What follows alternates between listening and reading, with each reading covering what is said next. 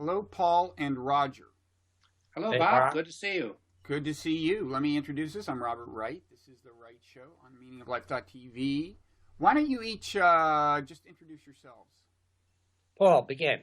Sure. I'm Paul Knitter, and I am a formally trained Roman Catholic systematic theologian. That means I've earned my living by trying to make sense of the Christian tradition, especially within the Roman Catholic Church. But for most of my career, if I would say all of it, since my studies way back some 50 years ago in Rome during the Second Vatican Council, my interest has been in how to promote, on the part of Christians, a more positive attitude and engagement with other religions, and how to, in general, bring the religions of the world into a more cooperative relationship. Sometimes And called... I'm retired now, as of about 3 years, and I was formerly teaching at Union Theological Seminary and Xavier University. Okay, and you're still emeritus at Union. That's right. And that enterprise you refer to is sometimes called the interfaith movement. Is that right? Correct. Sure. Mm-hmm. Okay. Right. So, Roger, what do you want to say about yourself? Well, I'm Roger Haight. I'm a Jesuit priest. I am a scholar in residence at Union Theological Seminary. I have a background in systematic theology, which, like Paul, tries to make sense out of the basic doctrines that Christians profess. So I got my degree in theology at the University of Chicago and have taught at several Jesuit faculties of theology before I came to Union Theological Seminary in 2004. So I've been here at Union for 11 and a half years, and I consider it presently my home. Okay, thank you very much. Now, we are here today to discuss a book that you two have just jointly published called Jesus and Buddha, Friends in Conversation. The subtitle should not be taken to mean that this is a conversation between Jesus and Buddha. Sadly, they were not available. You are maybe in a sense standing in for them. I mean, let me see if I get this right, and you can correct me if I've got it wrong. Paul, you, as you said, your tradition is Christian, but you've gotten very involved in Buddhism, and it's become an important part of your spirituality, as I understand it. Roger, you I think started the conversation with Paul, at least, with a little less Buddhism in you than Paul has. And so, to some extent, I gather this is a conversation between you. The book is a conversation between you to try to share perspectives. To do a little kind of compare and contrast between Buddhism and Christianity, and find things that they may have in common, and also to talk about the very phenomenon of kind of interfaith dialogue and the phenomenon of dual religious belonging, having more than one religious identity, as you do, Paul. So before I ask you another question, did I get anything wrong there, or is there anything important that should be added? No, I think that pretty much says it. I would add to it that one of the reasons for this conversation is to learn. In other words, if religions stay locked in their own systems, there's so much more that they could learn if they entered into dialogue. So it's not only a comparison, but it's also built on a new supposition, I think, really, for Christianity, that there is something to be learned from the other religions, and to take them seriously will modify your own self-understanding. Okay. Mm-hmm. And I have found that, what Roger just said, to be particularly true for myself personally, that it has been my own experience that Buddhism has been quite essential for my own spiritual or religious identity as a Christian. So it's in the book. Then although I grew up as a Christian, I have over the past 15 years, also been a practicing Buddhist. And so in the book, I try, as you put it earlier, Bob, to try to speak for Buddha, as much as anyone can, recognizing that I'm a a bit of a diluted Buddhist insofar as I have preserved also my Christian identity and my Christian practices. Mm-hmm. And did you feel so this is a literal conversation, I mean, fairly literal conversation that was had, I guess, I mean, how was the actual conversation had? Was it an oral conversation that was recorded and touched up, or was the exchange actually in writing? Mm-hmm. Well, the way we worked it out, the first phase of the book was in writing. Mm-hmm. That we determined a list of issues, of questions dealing with the human condition, dealing with the understanding of ultimate reality, dealing with ethics, and each of us then wrote, I think it was, Roger, help me to remember, 5,000? 2,000 words. A 2,000 word statement on what a Buddhist, how Buddha might respond to those questions, mm-hmm. And Roger, how a Christian would respond. And then we each answered each other with 500 words. Right. And at that point, when we finished that for all 12 chapters, then we spent a couple of days together in New York. I flew in to New York from here in Madison, Wisconsin, and we just spent 2 full days. Was it 2, Roger? I think something like that. Oh, yeah, that's right. It was where we took it chapter by chapter and tried to work out where is it that we can agree, where is it that we find ourselves disagreeing, so that each chapter ends up with a section. I think we titled it "It Seems to Us." Mm-hmm. So that did come out of very intense conversations. And was there a sense going in that you were trying to persuade each other of something? I mean, I guess maybe this is a question for Paul in particular, since you had this affiliation kind of with, or affinity for Buddhism, and I assume you'd like other people to have it. Was this at all? Was there any attempted conversion going on here? Oh, well, I mean, a conversion only in so far as 2 friends who happen to be scholars and theologians, try to convince each other of, the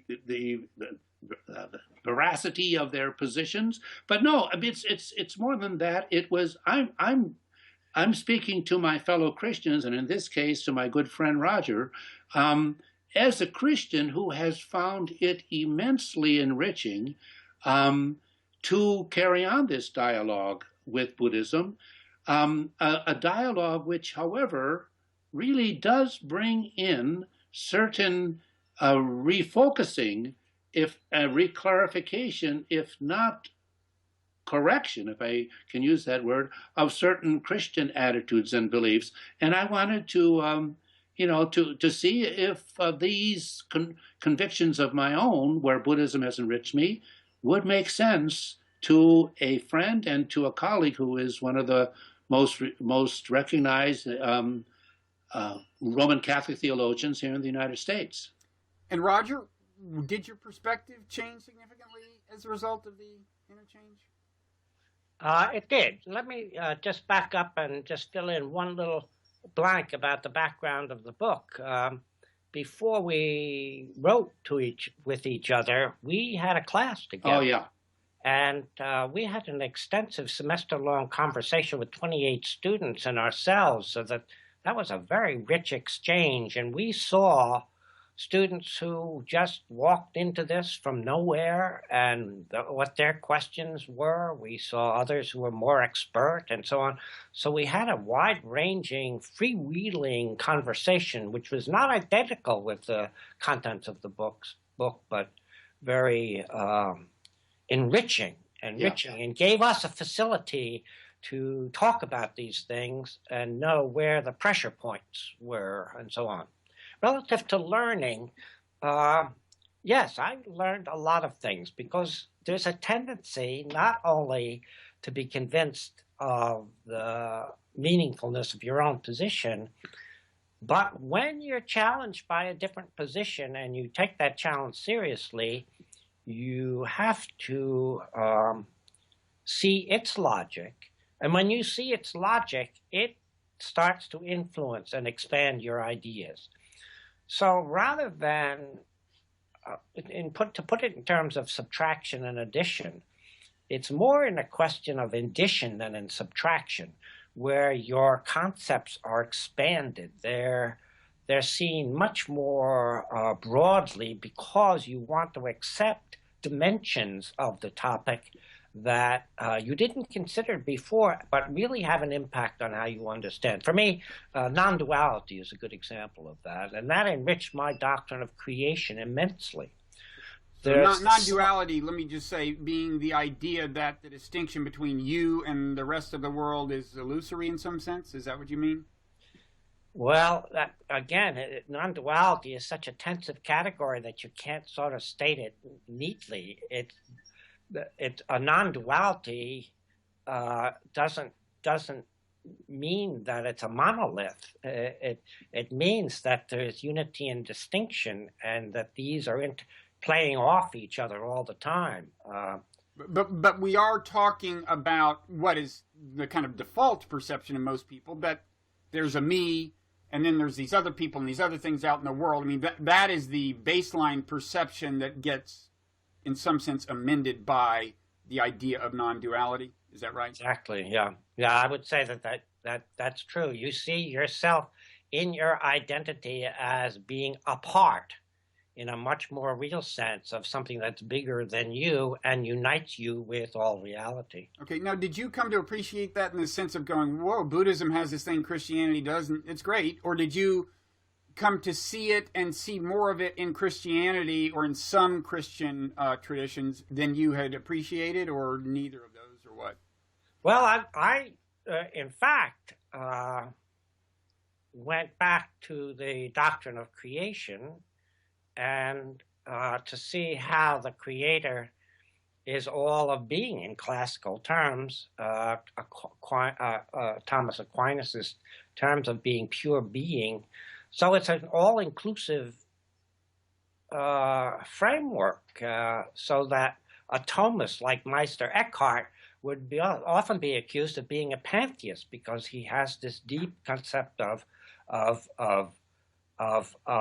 God embracing all reality. So suddenly you find yourself in the doctrine of creation fighting for your own individuality, because God is all being itself, and you add nothing to it.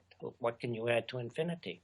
So that, it seems to me, has contact points with non-duality that you find in Buddhist thinkings. It's not a symmetry, but they're running along parallel paths. So when you go back and forth, you're gaining something. Okay, well, this kind of leads to a question I was going to ask anyway. One of your chapters is called Ultimate Reality, and of course that's a term used. Well, sometimes it's a term that's thought of as being able to bridge East and West by some people. In other words, it's a Western liberal theologian's way of describing God. I mean, a certain kind of Western liberal theologian, right? And then it has a place in an Eastern context as well. Is that right? And I mean, is the use of the term is ultimate reality as the heading of a chapter, is that itself an attempt to find a kind of common denominator? Because normally, I mean, people would think, well, wait, Christianity has this creator God, often conceived of as outside the universe, in contrast to what Roger just said, but often thought of that way by people. And then Buddhism, it has, as practiced in Asia, it has supernatural, it has deities and things, but it doesn't have this big creator God. And they might think that that's an unbridgeable gap. Is the idea of ultimate reality your way of, I mean, I guess this is a question for Paul, maybe. Is this your way of bridging the gap? Well, that was a question that came up frequently in our conversations.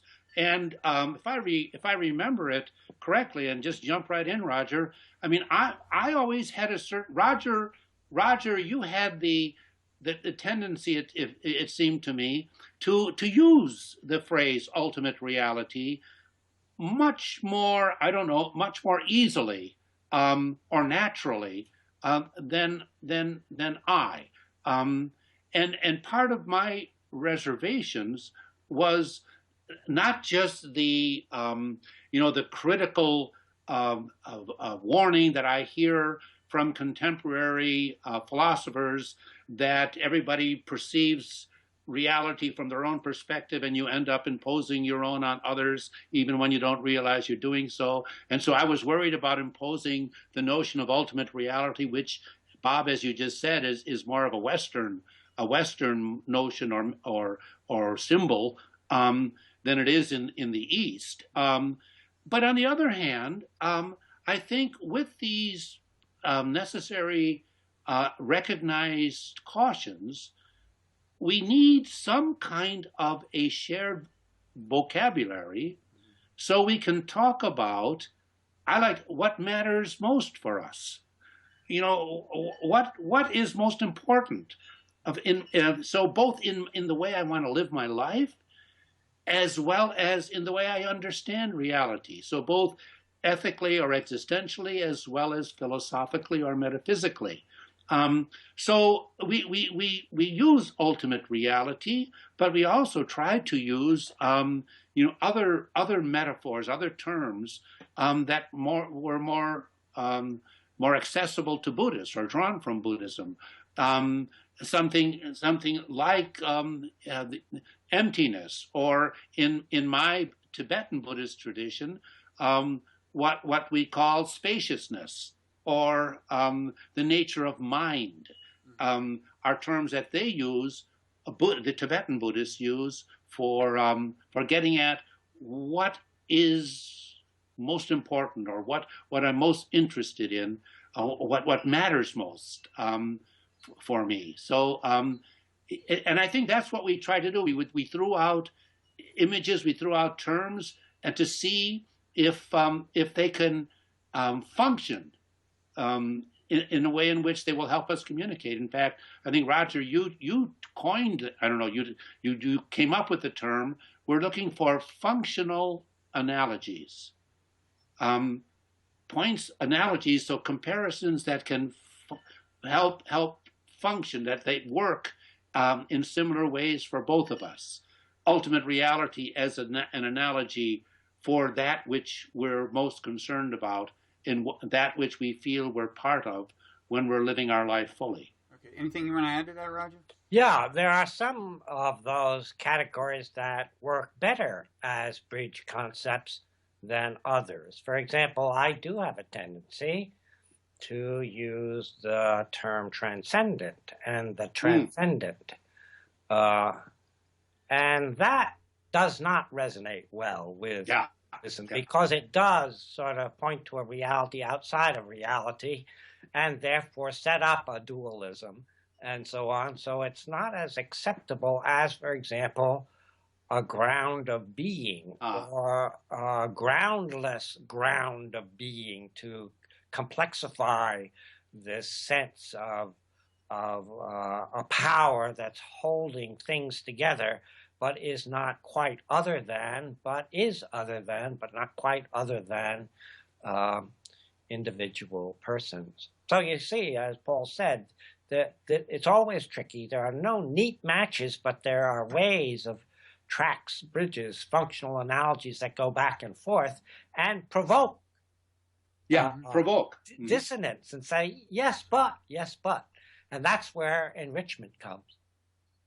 Okay. So did you kind of in the course of this find yourself looking at any given prominent part of the vocabulary from one of the two traditions or the other and saying, okay, what can we connect that to? I mean, it sounds like you did a little of that, but if you did, did you, for example, say, okay, nirvana, what in Christianity would correspond to nirvana? Mm-hmm. If you did, do you have an answer? Well, you're working from nirvana, and you'll have a better handle on that, I think, than I.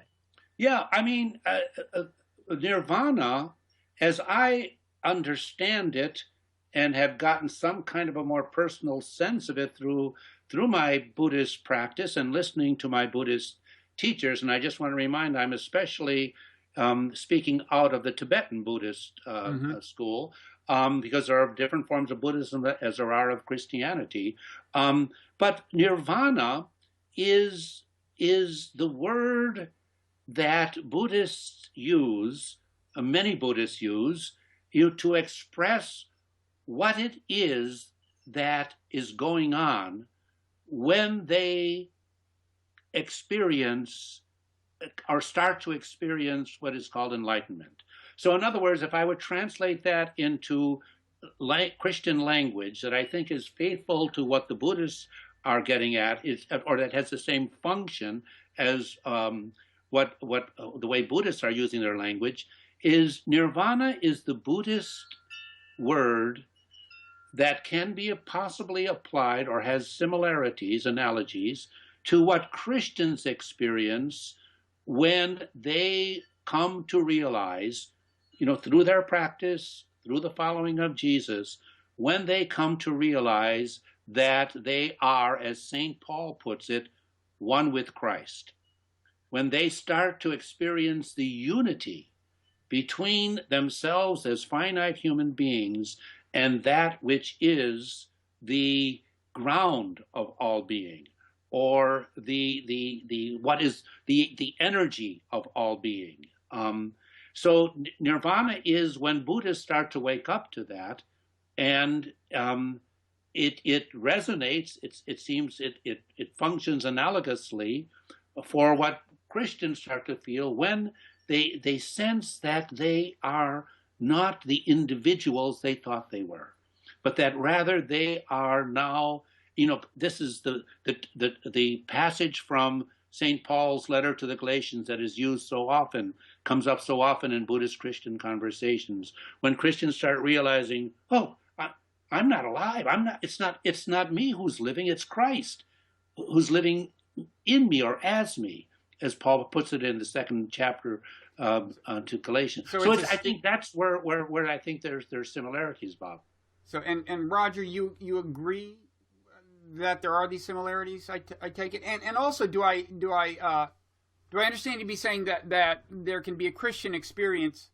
I don't know whether you'd say of contact with the divine, or the experience that you are the manifestation of the divine, but that somewhere in that range there's a correspondence to nirvana. Does that make sense to you? Yeah, I would. I just had a thought which I've lost, but I wanted to add to something that Paul mentioned, and I got it now. I think it's this, that after you've built these functional analogies and you put them on the page and so on, it begins to sound like you're merging these two conceptualities. And we must say this twice or three times in every chapter, that these words and these experiences that are behind these words are coming from very different systems, and you just cannot put them together. You cannot merge them. So, yes, I mean, I would accept what Paul said because it's coming from a perspective of one who's an insider to the Buddhist practices and so on. The tendency, I think, is to try to translate, and Paul's response was two subjective experiences in two different systems of religiosity or spirituality and so on. The tendency, I think, for an outsider, and certainly for myself, is to read nirvana and so on in terms of an objective state, or as an objective condition, and therefore make it synonymous with eternal life, or of your reaching your final destination in immortality or something like that. But I think that Paul's approach through the spiritual subjectivity of these two experiences to try to make them to see their functional analogies rather than to see them in objective terms. Okay. The I think the term ultimate reality, I think, is particularly prominent in the context of what's sometimes called the perennial philosophy. I think that Aldous Huxley and used that term. The idea, I gather, of the perennial philosophy is that at the root of these seemingly different great faith traditions are really core insights that are really the same.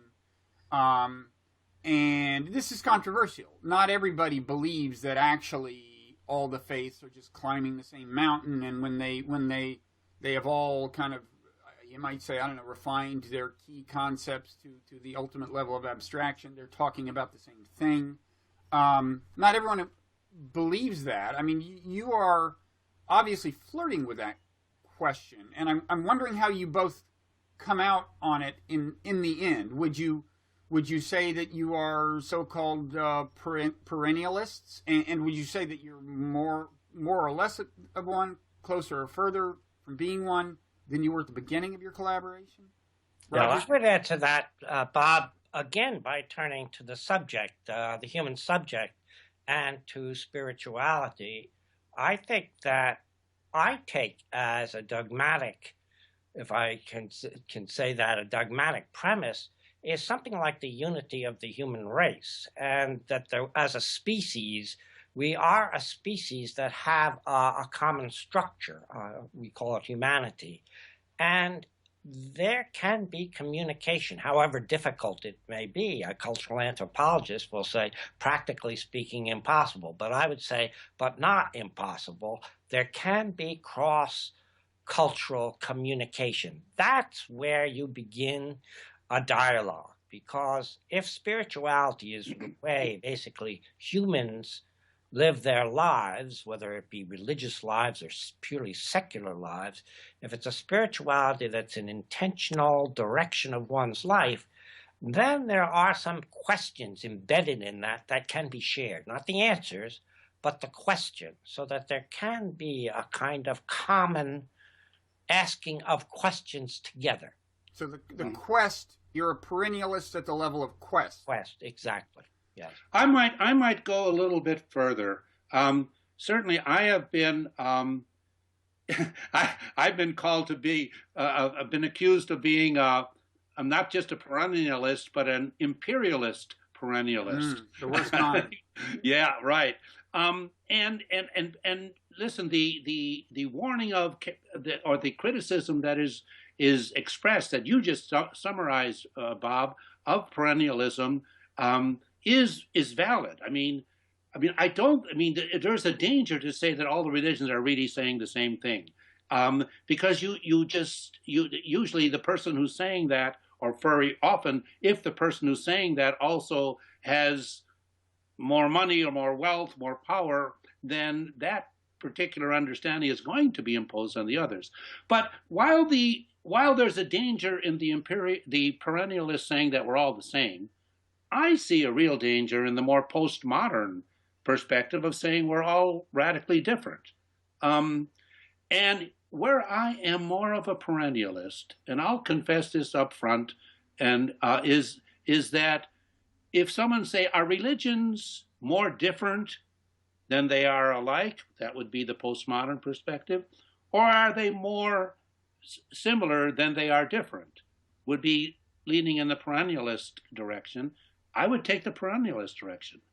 I believe that there is that which connects us. There is that which grounds us, and that constitutes some kind of actual or potential unity to the human species. If that's, and you could give philosophical arguments for that. But for me, the bottom line reason why I prefer that is simply, if that's not the case, we're lost. Because we are so different that we can't connect with each other. We can't argue with each other. And in the end, our differences are going to have to be solved by strength, by power, by violence, rather than by communication. So is part of your enterprise about the kind of moment in political history that we're at? I mean, the world has become a smaller and smaller place as technology has advanced. So do you see this as some sort of intellectual reconciliation of the religions, as politically imperative? I mean, if we're to have kind of peace on earth, or Mm-hmm. I don't know, Roger, if you wanted to. Yeah, I would just say that's almost a given. Hans Küng has this famous quotation. It's echoed in a lot of literature that there has to be peace among the religions before there can be peace in the world, which is not to reduce everything to religious, but it's an enforcement category. It gives ordinary conflicts a kind of ultimacy that becomes intransigence, I think, frequently enough, and we're seeing that even in these days. So yes, I think today's world has opened us up to a sense of pluralism, where pluralism means there's an overall unity, but within that common unity, there's really very strong differences. So pluralism is not just plurality, but unity. And so there's a sense of that within Christianity today that makes this question of the other religions really the major theological question of our day, because we have such a long history of the absoluteness of Jesus Christ and a mission project that was to encompass the world and convert all people to Christ. I mean, we are in a new place right now, and this is responding to that.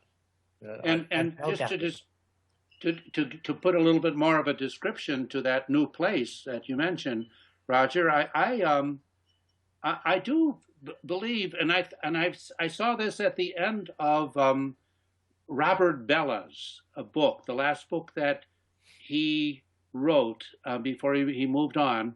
Now, Bob, can you help me with the title? It's similar to the title of your book. Is it The Evolution of Religion, or what? Yes, you have the God. What is the title of your book? Mine is The Evolution of God. Personally, I think I win, but you choose your more appealing title. But Bella's book, its title is Religion and Evolution. Something like that. But at the end of it, he said he comes to the kind of tentative and yet clear conclusion, that the religions are at a kind of new axial age.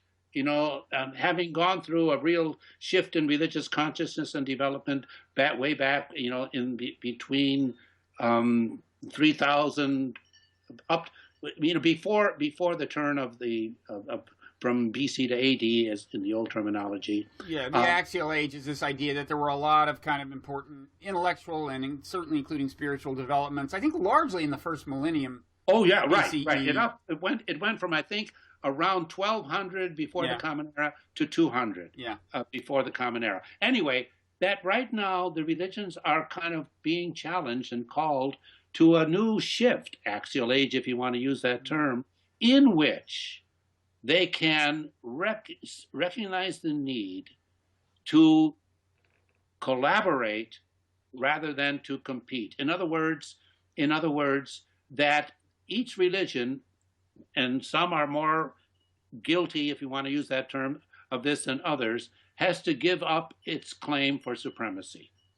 And that no religion is supreme. Now, no religion has it all. You could do that without much in the way of intellectual reconciliation or perennialism, right? I mean, you could, in theory, just adopt an air of humility. I mean, some might say that an air of humility is in some sense at tension with religion as it is sometimes understood. Yeah. But in any event, in theory, you could, tolerance on the part of everyone would kind of solve the problem, right? Without trying to convert everyone to perennialism or anything like it. But Bob, that's where theology or doctrine or dogma or beliefs get in the way of humility and tolerance. Because so many of the religions, in different forms, but especially the Abrahamic religions,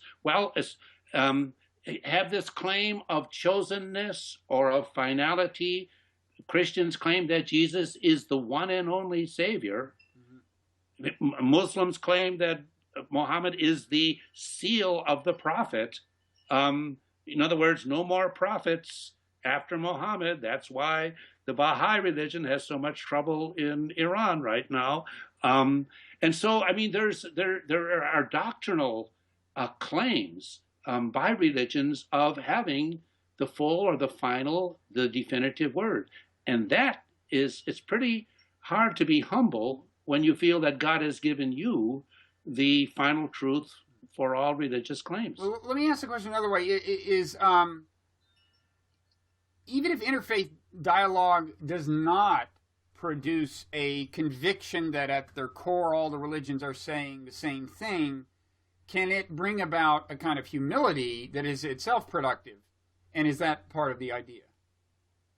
Yeah, my sense is that one has to go into the religious dialogue with that conviction. Maybe it's possible if you're a very good listener and open and so on, but that question of being open is very, very tricky because everybody has a stake in their religion, and the stake is kind of high. And to gain an understanding where you can really be supported with the truth of your claim and at the same time be open to another who seems to be saying the opposite is a pretty high level of consciousness. And it's not one that translates easily into a mass consciousness. So it's tricky. Theology, it seems to me, presently is frequently theologians talking among themselves. And I think theology has to start communicating at large to its constituency so that even on the congregational level, the preaching can be much more open and can nurture a sense of security in one's faith, but at the same time, not sort of make that security a competitive truth, but one that's open.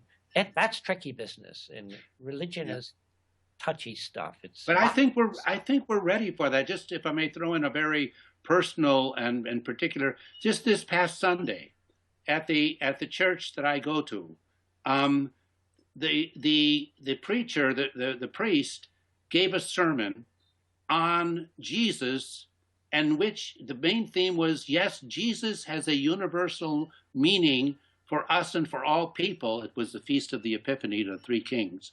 But he says, but Jesus has this universal meaning, but not an absolute meaning. In other words, Jesus is universal. So not just for Christians, but not absolute. And the people who came can you elaborate a little on what that means? What is the distinction? I mean, someone could take universal to mean ultimately all peoples will see that Jesus is the one. I don't think that's what you mean. I mean, maybe that's what's more meant by absolute. Yeah, right. I mean, universal would mean that the truth, the values, the vision that people have discovered in and through Jesus, or if you want to put it in theological language, that God has revealed through Jesus, is significant for all people. Mm-hmm. It can enrich their lives. It can transform their lives. Enrich, transform. But it is not the fullness or the final or the definitive expression of the truth that Christians believe is grounded in God. In other words, to say that Jesus is universal but not absolute recognizes that there are others, Muhammad, Buddha, Lao Tzu, who are universal but not absolute. Mm-hmm. So, and I see the response of the church, was just, appreciative. The number of people who went up to that preacher and told him how important it was for them to hear it. So I think.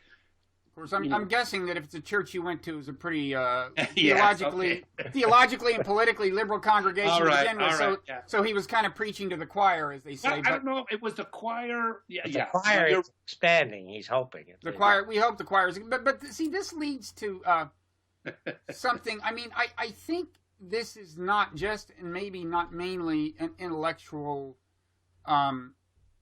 project, in the sense that in my experience, in a way, this is a big part of the thesis of the evolution of God, to the extent that that book was a comment on what kinds of circumstances are conducive to harmony among religions. In my experience, if people are making contact in a context that just in a social and material sense is conducive to harmony, like let's say they're on the same athletic team, and they're striving for the same goal, or let's say they're two business people doing a deal that's good for both of them. That kind of interaction is what puts people in a frame of mind to accept the other person's religious beliefs. I don't think there are many fundamentalists in business class, so to speak. I mean, because these people just have an interest in getting along with their colleagues in different cultures. They're making money out of it and so on. And so I guess to what extent, I think to a large extent this is a kind of a social and political project as much as an intellectual one, Mm-hmm. Mm-hmm. Oh, I agree with that. Yeah, I agree with that. Spirituality and religion do have their homes in the gut, not just in the mind. Mm-hmm. And I have found that the best or the more effective way of changing the minds of I'm talking about my fellow Christians, of changing their minds about other religions, of getting beyond what so many of us Christians were taught. I mean, if they're as old as I am, about the other people, or if they're not going to go to hell, they're going to have a hard time going to heaven if they don't know Jesus. I mean, the best way to get people beyond those attitudes is not a theological sermon or a theological course, but it is in some way to provide situations where they can make friends with persons of other religions. Now, that's happening naturally, as you just said, Bob, through the business world. And we hope. I mean, but this is narrow-minded, call them evangelical fundamentalists, who don't want to have anything, see no value in any other way than Jesus.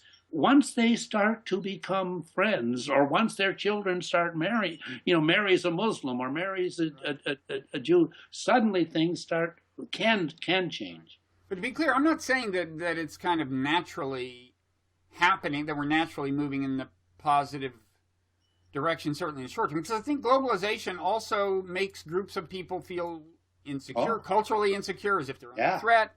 I will not get into U.S. foreign policy and the effect that has had on the perception of threat. But so I don't think it's a done deal by any means. It's a real challenge. But I'm curious, from you, I guess you're kind of involved. You're in this milieu, the interfaith milieu. Are things? Yeah, it sounds like you see progress on balance. Well, let me respond to you how that hits me, that question, as a theologian. In a way, this experience of the plurality of religions, because of our smaller world and the communications networks that we have, because people have friends who are in other religions and so on, and see that they're authentic people and they have a very high morality and spirituality, this calls into question a lot of the doctrines that they were taught that Paul referenced. Then you have the problem of the meaningfulness of those doctrines. In other words, there's a tendency to say the whole thing was bunk. So in a way, as a theologian, my task is to, in this deconstruction that's going on, is to reconstruct a meaningfulness of a commitment to a Palestinian Jew who has these followers and so on, to reconstruct it as a meaningful. So it's to give the doctrines a new meaning, a new relevance in a time where they seem to be slipping away for a lot of people. So that's how I see it's a reconstructive project that I'm in, and it seems to me you cannot have a reconstructive project without an openness to other religions. Just can't. You can't have a Christology that's an exclusive Christology. It's implausible. You want to tell some of our lay viewers or secular viewers what you mean by Christology? Just an understanding of Jesus Christ, a thorough, comprehensive sort of understanding of the faith commitment of of a Christian. So it's a logos, a rationalization of one's faith in Jesus. Mm-hmm. Ken? Yeah, go ahead. Bob, I just shifting our conversation topic a little bit back to the actual Buddhist-Christian dialogue. Sure. And as our time runs out, I would be interested in asking a question that I don't think Roger, I had the chance, or you have had the chance to actually ask each other. But I'd like to hear, Roger, where were in our conversation, were there any Buddhist perspectives or Buddhist beliefs where you as a Christian said, or at least any claims that I was making as a Buddhist Christian, where you said, I can't go that far. Well, here's a real difference. Maybe here's where a real difference exists between Christian and Buddhist teachings. What were there any such?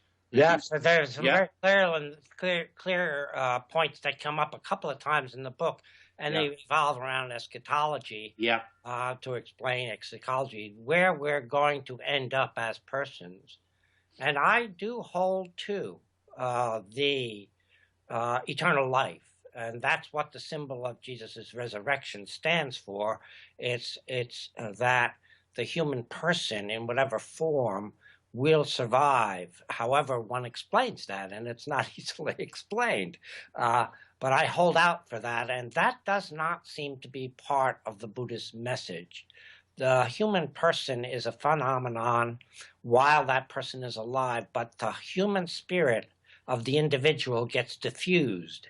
And you mean in the process of reincarnation, you mean?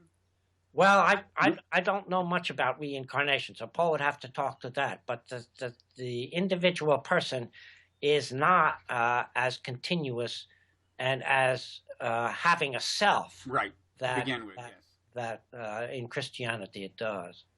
Yeah, and this is where reincarnation, as you know, Bob and Roger, I mean that is an extended process of its many lifetimes that one has in order ultimately to reach the fullness of nirvana, or in certain forms of Buddhism, the Pure Land, which takes you then.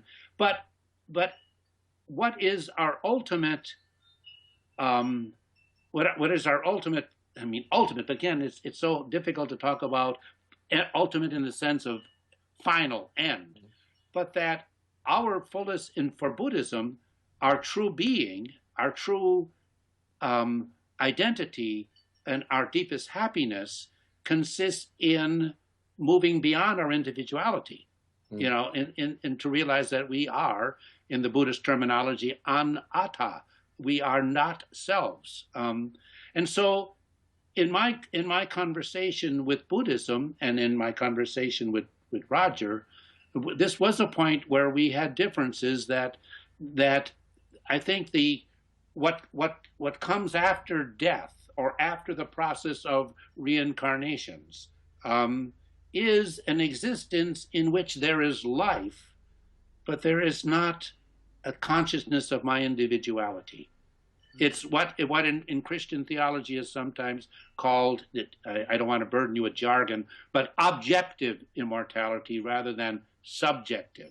We live on in the life of God. And the process goes on, and it goes on differently because of the way we lived, certainly, but it's not going to be a preservation of individual identity. In other words, Paul Knitter is not going to live on for eternity. But there will be life, and the life will be different because of who I am. And there was a difference. I believe that was in... Oh, yeah, it's quite striking. Yeah. And as Paul said, according to Buddhist doctrine, there's a sense in which Paul doesn't exist in the first place. Yeah. At an ultimate level. And of course, this is given Buddhist philosophers a little bit of a challenge in explaining what reincarnation even is. Then that really is a challenge. But okay, so I assume I mean, I think when if you ask the average reasonably conversant person, you know, what kind of reconciliation there might be between Buddhism and Christianity, they would think about the so-called mystical traditions in Christianity. And I have a question about that, because my very limited understanding of kind of the, you might say, classic mystics going back a millennium or two, is that actually they report pretty diverse experiences. I mean, I think the people called mystics, unless I'm wrong, the common denominator is certainly powerful experience, powerful personal religious experience. Beyond that, it seems not nearly as consistently formulated as, say, Buddhist enlightenment is, even given the differences among different Buddhist traditions and Buddhist schools. And I'm curious about that, whether whether you can point to a lineage of Christian mysticism that feels or seems pretty Buddhist, and if so, how far back that goes. Because of course modern Christian mystics like Thomas Merton they knew about Buddhism, and the older mystics didn't. Mm-hmm. Paul. Yeah. Well, I mean, I'll venture my perspective on the mystics, but it is. I mean, you're right, Bob. There are different. I mean, there are differences among Christian mystics, but when you look at the writings of, and not just the medieval mystics, and not just Julian Norwich and Meister Eckhart, but we've been going back to Dionysius. The experience of those mystics was so unitive, so transcending of their own individuality, that it seems to me, that they struggled with explaining the difference between themselves and God. It was terms, and they used terms sometimes in which they seem to deny differences, and are this kind of the temporary manifestation of a God that is they call love, or that they call spirit, that pervades all. That is, it seems to me, extraordinarily resonant with the language that some Buddhists use in terms of all of our particular forms being an expression of the ultimate emptiness. So there is a reasonably prominent strand of Christian mysticism, you would say, that does correspond to something like what we've been calling non-dualism. Although I should add, just so I don't have to answer any letters about this, a lot of Buddhists would say non-dualism is really the province of a certain part of Hinduism, and many Buddhist traditions don't like that term because they think it refers to the Advait.